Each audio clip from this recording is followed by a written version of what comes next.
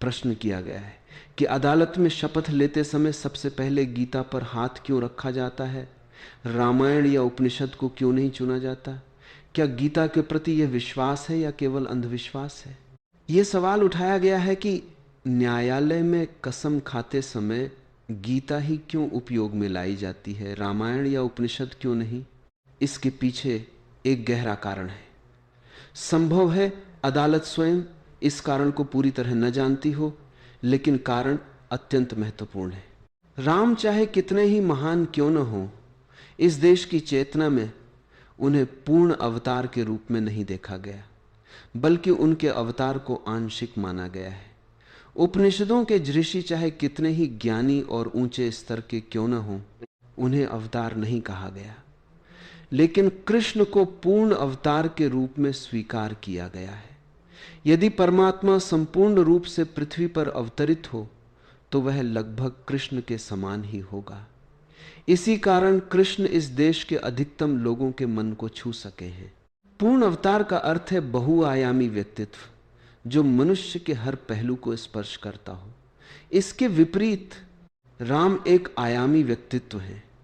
Herbert Marcus ने अपनी पुस्तक वन डायमेंशनल मैन में एक आयामी मनुष्य की चर्चा की है। राम उसी तरह के एक्सुरे व्यक्तित्व का उदाहरण है। उनका स्वर एक ही दिशा में चलता है। स्वाभाविक है कि ऐसा व्यक्ति केवल उन्हीं लोगों को आकर्षित करेगा जिनका स्वभाव भी उसी तरह का हो। वह सभी को समान रूप से प्रभावित नहीं कर सकता। महावीर और बुद्ध भी इसी प्रकार एक ही स्वर वाले व्यक्तित्व हैं। उनकी वाणी और जीवन एक दिशा में केंद्रित है, इसलिए वे सभी लोगों के लिए समान रूप से प्रिय नहीं हो सकते। निश्चित ही कुछ लोग ऐसे होंगे जो बुद्ध के प्रति अत्यधिक आकर्षित होंगे, कुछ महावीर के लिए समर्पित हो जाएंगे, लेकिन यह एक सीमित वर्ग ही होगा, सभी नहीं। इसके विपरीत कृष्ण बहुआयामी है। ऐसा व्यक्ति खोजना कठिन है जिसे कृष्ण में कोई प्रिय तत्व न मिले। चोर भी उनसे जुड़ाव महसूस कर सकता है, नर्तक भी, संत भी उनसे प्रेम कर सकता है और असंत भी। युद्धभूमि में लड़ने वाला भी उन्हें अपना सकता है और रास में नृत्य करने वाला भी। कृष्ण एक प्रकार के वाद्य वृंद ऑर्केस्ट्रा की तरह है, जिसमें अनेक सुर और वाद्य एक साथ गूंजते हैं। हर व्यक्ति अपनी पसंद के स्वर को उनमें खोज सकता है। इसी कारण कोई भी व्यक्ति संपूर्ण कृष्ण को एक साथ स्वीकार नहीं कर पाता। जो भी उनसे प्रेम करता है वह अपने अनुसार उनमें से किसी एक रूप को चुन लेता है। जैसे सूरदास बालकृष्ण से प्रेम करते हैं क्योंकि उन्हें वही रूप सहज और सुरक्षित लगता है। वे गोपियों के साथ रास करने वाले कृष्ण से दूरी बनाए रखते हैं। बाल रूप उन्हें सरल और निर्दोष प्रतीत होता है, इसलिए वही उनके लिए स्वीकार्य है। युवावस्था के कृष्ण से उन्हें संकोच होता है क्योंकि वह रूप अधिक जटिल और गहन है। दूसरी ओर यदि केशवदास कृष्ण को अपनाते हैं तो वे बाल रूप को छोड़कर युवा कृष्ण को चुनेंगे। वह कृष्ण जो चांदनी रात में नृत्य करता है, जो किसी नियम या मर्यादा में बंधा नहीं है, जो पूरी तरह मुक्त और स्वच्छंद है। केशवदास के लिए वही रूप आकर्षक है, इसलिए वे उसी को ग्रहण करते हैं और बाकी रूपों को छोड़ देते हैं। अब तक ऐसा कोई व्यक्ति नहीं हुआ जिसने कृष्ण को संपूर्ण रूप से प्रेम किया हो। इसका कारण यह है कि कृष्ण को पूरी तरह प्रेम करना तभी संभव है जब प्रेम करने वाला व्यक्ति स्वयं भी बहुआयामी हो। लेकिन सामान्यतः मनुष्य एक आयामी होता है।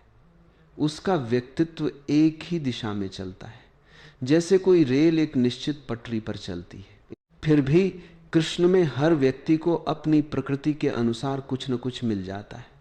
इसलिए इस देश में हर तरह का व्यक्ति कृष्ण से जुड़ सकता है, यहां तक कि सबसे बुरा व्यक्ति भी उनसे आकर्षित हो सकता है। यह ध्यान रखने योग्य बात है कि अदालत में अच्छे लोग कम ही पहुंचते हैं, अक्सर तब जब उन्हें बुरे लोग वहां खींच लाते हैं। सामान्यतः अदालत बुरे लोगों का स्थान होती है। यदि बुरा व्यक्ति राम से सच्चा प्रेम करता तो शायद वह अदालत तक पहुंचता ही नहीं। इसलिए जो व्यक्ति अदालत में खड़ा है उसे राम की शपथ दिलाना उतना उपयुक्त नहीं है। लेकिन कृष्ण की शपथ दिलाई जा सकती है, क्योंकि ऐसा संभव है कि कोई व्यक्ति अदालत में होने के बावजूद भी कृष्ण से प्रेम करता हो। कृष्ण का व्यक्तित्व इतना व्यापक है कि उसमें बुरे से बुरा व्यक्ति भी अपने लिए स्थान पा सकता है। उनके द्वार सभी के लिए खुले हैं। राम के मंदिर में मानो एक ही सीधा मार्ग है, लेकिन कृष्ण के मंदिर में अनेक प्रवेश द्वार हैं। वहां एक शराबी भी जाए तो उसके लिए भी जगह है। सच तो यह है कि कृष्ण जैसा विशाल हृदय वाला व्यक्तित्व खोजना कठिन है। इसलिए यह निश्चित नहीं कि अदालत को यह बात समझ में हो, लेकिन अनजाने में ही सही कृष्ण का प्रभाव सबसे व्यापक है। अधिकतम लोग उनसे जुड़ सकते हैं। ऐसा कोई व्यक्ति नहीं जिसे कृष्ण स्वीकार कर दे, वे सभी को स्वीकार करते हैं। अब यह भी पूछा गया है कि क्या यह केवल अंधविश्वास है? नहीं, यह मात्र अंधविश्वास नहीं है। इस संसार में सत्य से भी अधिक महत्वपूर्ण यदि कुछ है तो वह है प्रेम।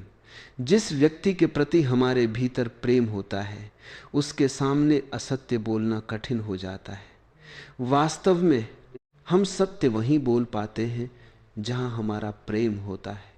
यदि कोई व्यक्ति अपने प्रिय के सामने भी सच्चा नहीं हो पाता तो समझ लेना चाहिए कि वह प्रेम वास्तविक नहीं है।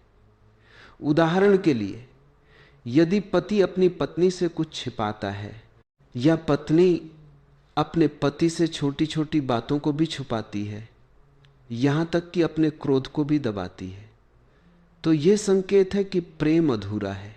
सच्चा प्रेम व्यक्ति को पूरी तरह खुला और पारदर्शी बना देता है। वह अपने सभी आवरण उतार देता है और स्वयं को पूरी तरह प्रकट कर देता है। इसलिए यहां अंधविश्वास मुख्य कारण नहीं है। असली बात यह है कि यदि हम किसी व्यक्ति के भीतर प्रेम की भावना को छू लें तो उसके द्वारा सत्य बोले जाने की संभावना बढ़ जाती है। यह अलग बात है कि वह वास्तव में सत्य बोले या नहीं, लेकिन संभावना सबसे अधिक वही होती है जहां प्रेम मौजूद होता है। जहां प्रेम नहीं होता वहां असत्य की संभावना अधिक होती है, क्योंकि सत्य बोलने का कोई आंतरिक आधार ही नहीं रह जाता।